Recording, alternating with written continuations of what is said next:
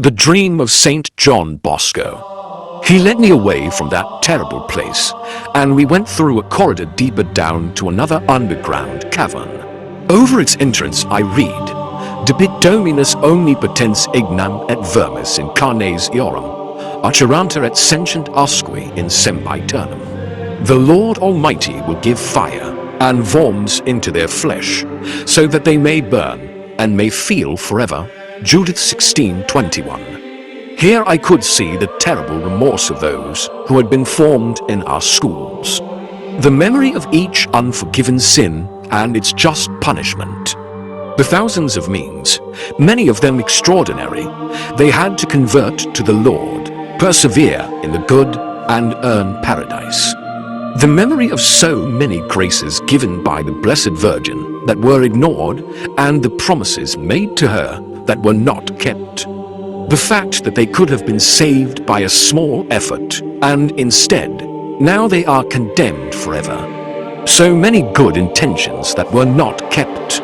Hell is indeed paved with good intentions, as the proverb says.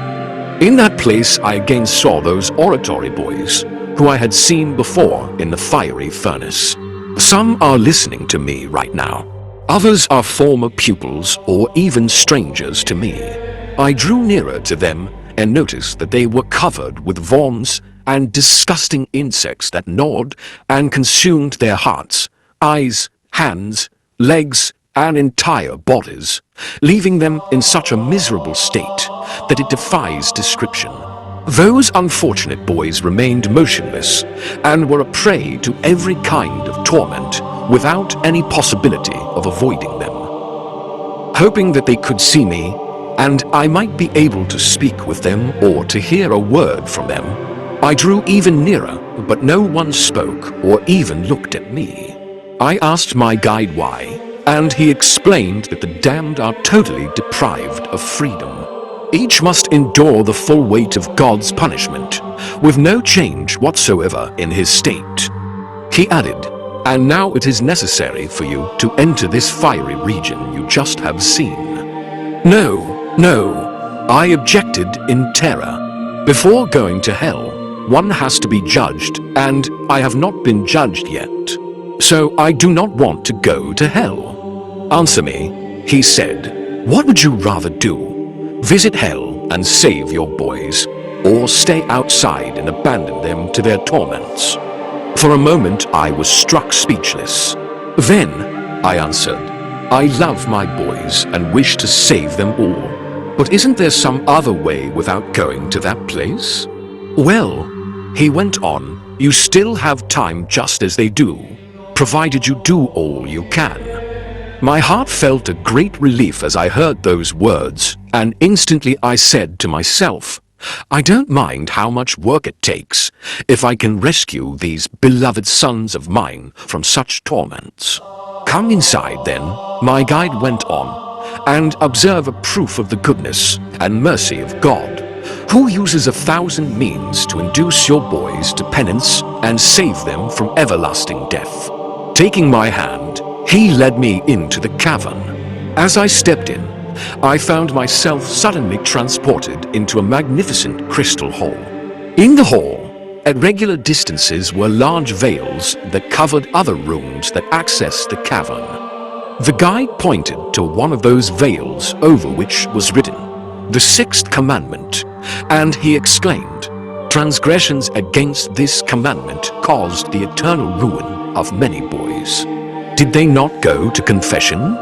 They did, but they either made a bad confession or purposely omitted the sins against the beautiful virtue of purity.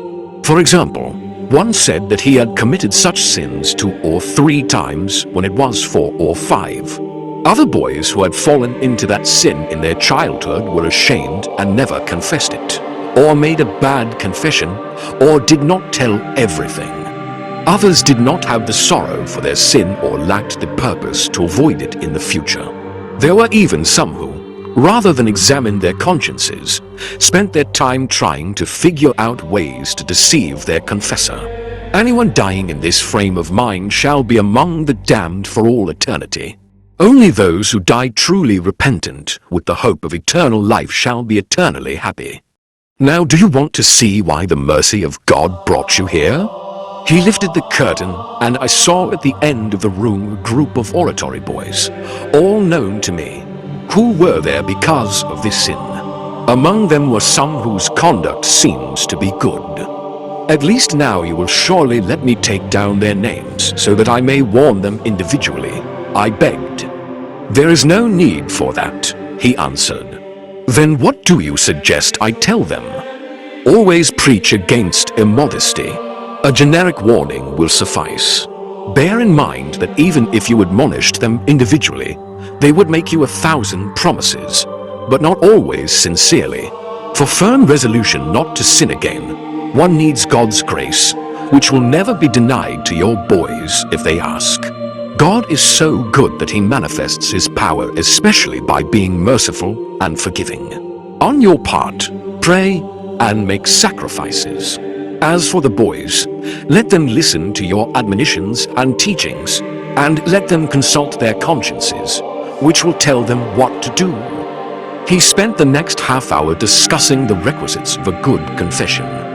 Afterward, my guide exclaimed in a loud voice several times, "Averter! Averter! What do you mean?" I asked. They must change their lives. They must change their lives. Perplexed, I bowed my head and was going to withdraw when he called me back again and said, "You have not yet seen everything." He turned and lifted another veil under which this inscription was written: Qui volunt divides fieri, incident in tentationem, et laqueum diaboli. Those who desire to become rich fall into temptation and into the snare of the devil. -1 Tin 609. This does not apply to my boys, I countered, for they are as poor as I am. We are not rich and do not want to be. We give it no thought.